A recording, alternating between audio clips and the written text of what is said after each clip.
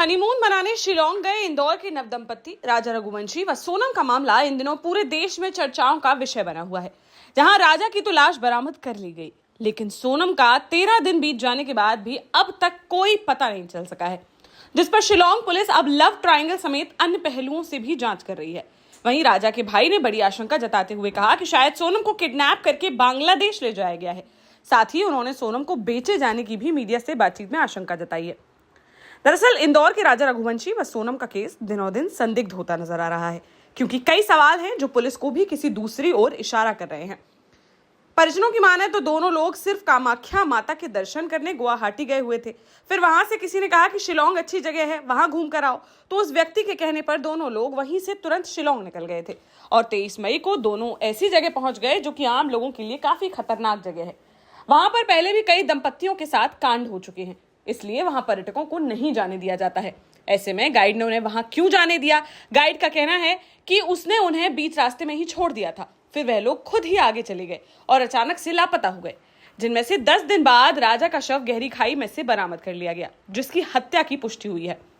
Police जांच में यह भी सामने आया है कि पेड़ काटने वाले किसी धारदार हथियार से राजा की हत्या की गई।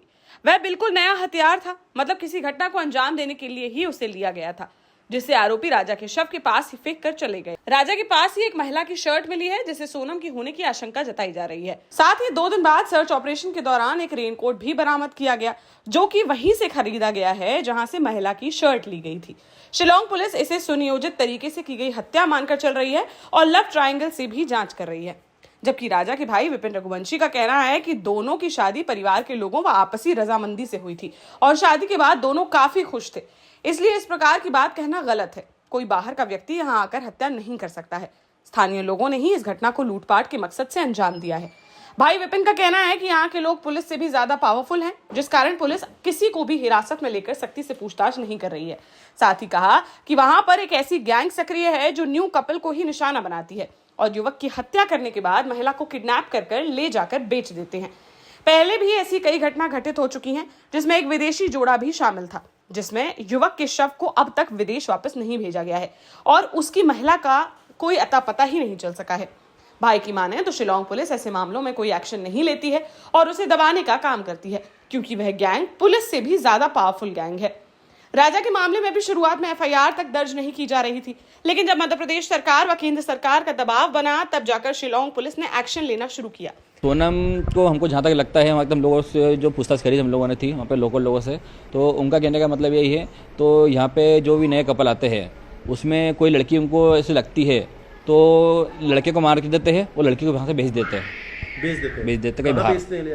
अब ये तो वहाँ की लोकल सरकार को पता है, ये लोकल लोगों को ज़्यादा पता है, अगर उन लोगों से शक्ति के पास बता सकते कुछ भी नहीं है, क्योंकि प्रशासन खुद वहाँ पे शक्ति नहीं दिखा पा रहा है, तो हम लोग क्या कर सकते हैं। तो वहाँ आसपास में जैसे बांग्लादेश, भूटान, वहाँ से बांग्लादेश जो है वहाँ से करीब अपने 50 किलोमीटर है डबल डेकर से आगे, क्योंकि अभी तक जहाँ तक हमने सुना है वहाँ पे है, तो ऐसा कोई भी हादसा होता कभी है तो उसको बांग्लादेश के नाम दिया जाता है।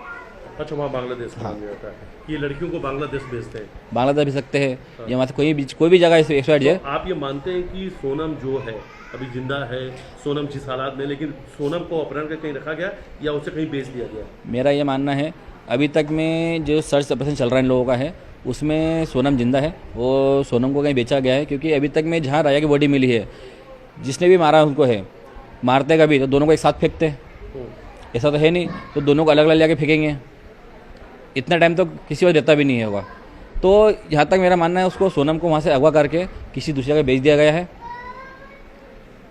तो आप चाहते हैं इसमें सीबीआई की जांच, इसमें सीबीआई इन्वॉल्व होगी कभी, तो उससे यह होगा, तो लोकल पुलिस जो है, जो शक्ति नहीं दिखा पा रही है, वो सीबीआई शक्ति दिखाई जगह पे। अच्छा, तो उसमें राजा को इंसाफ मिलेगा। फिलहाल राजा के परिजनों की मांग है कि इस मामले की सीबीआई जांच कराई जाए, तब ही इसका पर्दाफाश हो सकता है। वहीं कैबिनेट मंत्री कैलाश विजयवर्गीय ने कहा कि अभी एसआईटी टीम जांच कर रही है, अगर जरूरत पड़ी तो जल्द ही सीबीआई जांच भी कराई जाएगी।